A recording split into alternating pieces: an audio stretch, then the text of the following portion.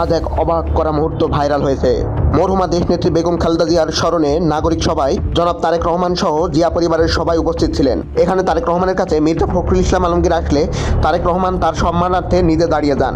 এটা দেখে অনেকেই বলাবলি করছেন যে তারেক রহমান যিনি সবাইকে সম্মান করে চলেন। কিছুদিন আগে অনেক ইউটিউবার বলাবলি করতো যে মির্জা ফখরুল ইসলাম আলমগীরের জন্য তারেক রহমান দেশে আসতে পারছেন না, অথচ তারেক রহমানের এই স্বৈরাচার বিরোধী যুদ্ধের বাংলাদেশের প্রথম যোদ্ধাই ছিলেন মির্জা ফখরুল ইসলাম আলমগীর। এছাড়াও আরও একটি বিষয় সবাই এড়িয়ে গেছে, সেটা হলো আইন উপদেষ্টা আসিফ নজরুল যখন তারেক রহমানের সামনে দিয়ে যাচ্ছিলেন তখন তারেক রহমান নিজে উঠে দাঁড়িয়ে তাকে সম্মান দিয়ে অভিবাদন জানান। এইটা দেখে এখন সাধারণ মানুষ বলছে সম্মান দিলে সম্মান পাওয়া যায়। এই না হলে জিয়াউর রহমানের পুত্র যেমন বাপ তেমন ছেলে। জিয়াউর রহমান যেমন সবাইকে সম্মান করে চলতেন, তারেক রহমানও ঠিক তেমন।